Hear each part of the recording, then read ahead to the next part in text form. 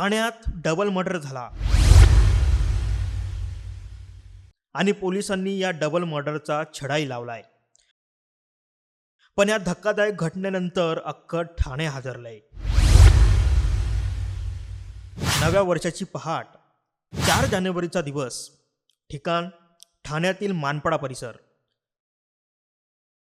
शमशेर सिंग आणि त्यांची पत्नी मीना सिंग हे ठाण्यातील दोस्ती एम्पेरिया MMRDA बिल्डिंग नंबर 1 मध्ये वास्तव्यास होते.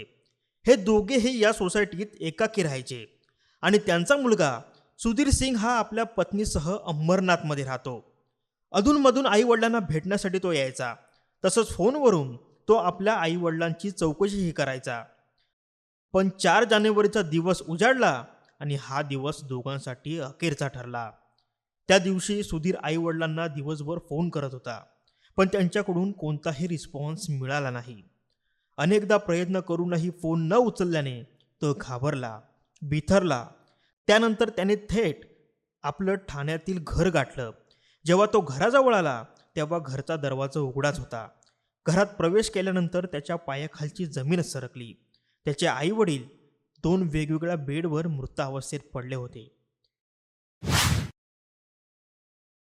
सिंग फॅमिली ज्या सोसायटीत राहते त्याच सोसायटीत निसार शेख आणि रोहित उतेकर हे दोघेही राहतात.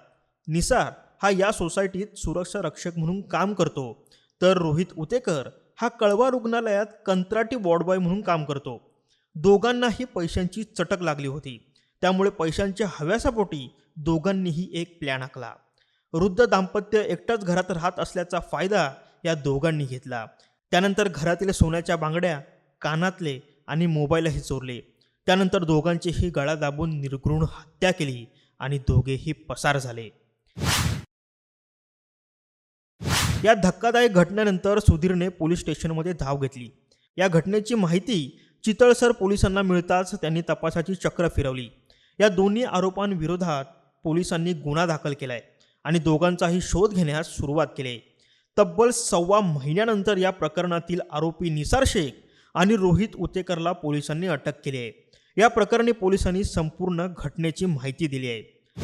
दोन्ही आरोपी हे त्याच बिल्डिंगमध्ये राहणारे आहेत. एक आरोपी हा सिक्युरिटी गार्डचं काम करतो आणि दुसरा आरोपी हा कळवा हॉस्पिटल येथे वॉर्डबॉय म्हणून टेम्पररी कामाला आहे. सर, या दोघांमधला मास्टरमाइंड कोण आहे?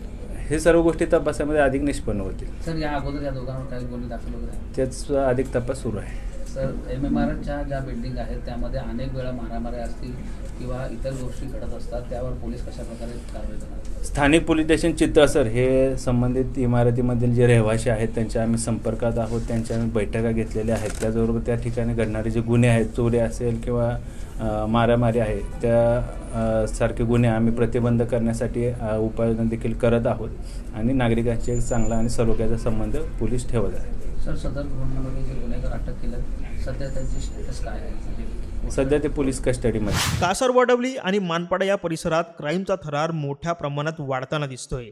या धक्कादायक घटनांमुळे ठाण्यात भीतीचं वातावरण तयार झालंय. विकास काटेसह ब्युरो रिपोर्ट, साम TV न्यूज, ठाणे. देश विदेशातील प्रत्येक घडामोडींचे लाईव्ह अपडेट मिळवण्यासाठी आता साम टीव्हीच्या सर्व सोशल मीडिया प्लॅटफॉर्मला लाईक, फॉलो आणि सबस्क्राईब करा. तसंच सर्व नोटिफिकेशनसाठी बेल आयकॉन प्रेस करायला विसरू नका.